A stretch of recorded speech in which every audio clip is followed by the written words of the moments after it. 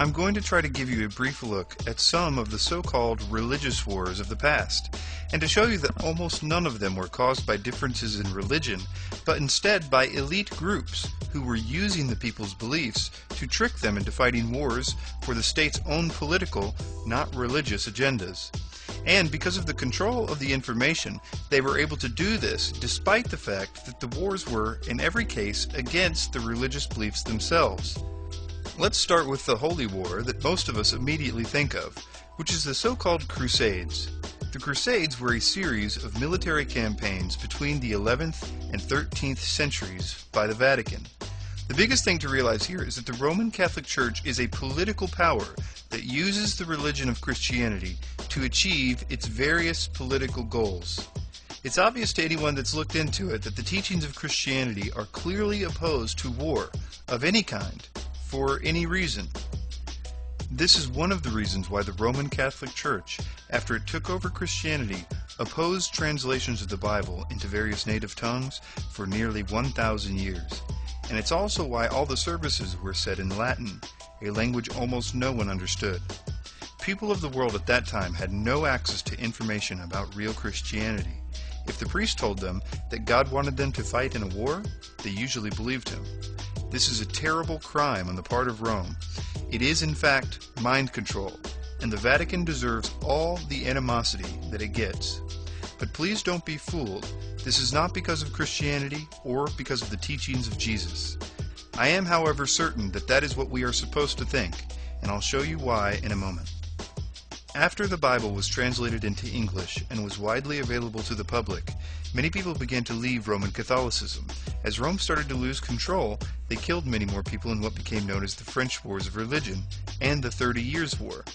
Again, these so-called Holy Wars were simply a political organization who was masquerading as a religious organization, trying to retain control of the population that it was now losing. The most ironic thing is that it was the real religion of Christianity that actually ended the Crusades. Once people found out what the Bible actually said, they realized how wrong war was and that they had been deceived. Another so-called religious war is the Japanese Shinto Wars. The same basic method was used in the Shinto Wars.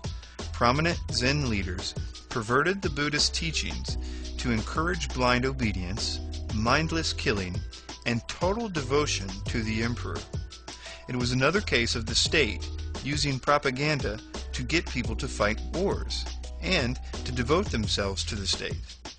They were simply deceived by those that had the ability to propagate ideas, the mass media, if you will. Let's move on to Islam. With Islam, you have a number of dynamics at work. There are many disagreements, but what is interesting is that the so-called jihad has no official status in Islam. In the West, jihad is often understood as holy war, but it has a broader meaning in Islamic theology. It can be striving to lead a good Muslim life, praying and fasting regularly, being an attentive and faithful spouse and parent, or working hard to spread the message of Islam. There are several things to consider about Islam as we know it today. There was an attempt by America and the West to radicalize Islam to fight the Russians in the Cold War. They did this through propaganda and through the education system. Arab state-sponsored education systems are often funded by Saudi Arabia and/or international organizations like the United Nations, which even today continue to teach this new radicalized version of Islam. This is a good example of this system that we've been talking about in action today. For instance, Hamas TV introduced children to a new character. Nahul, the honeybee, is used to indoctrinate innocent Palestinian youth to hate and to become suicide bombers. He was beaten to death by an actor portraying an Israeli soldier.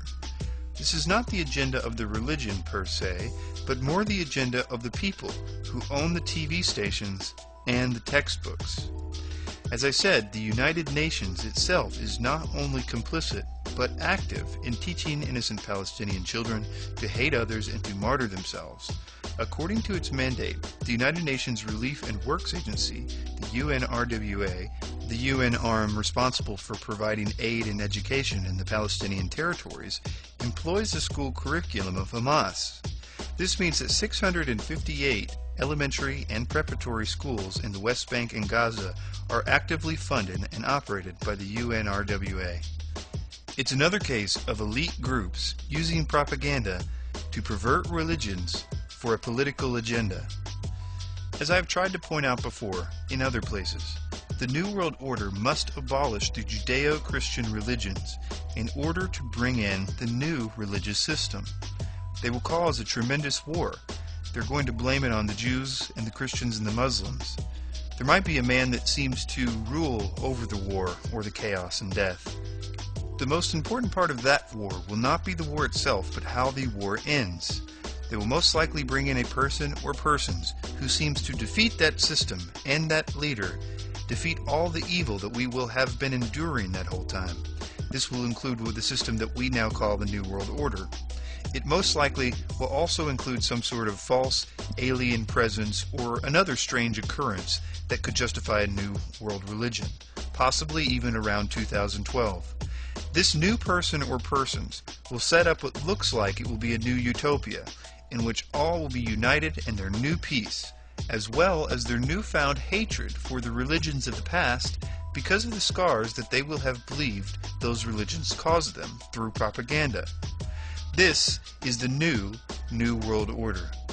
They have been preparing us for this for a while. They have provided for us many of what Sigmund Freud's nephew Edward Bernays called rubber stamps.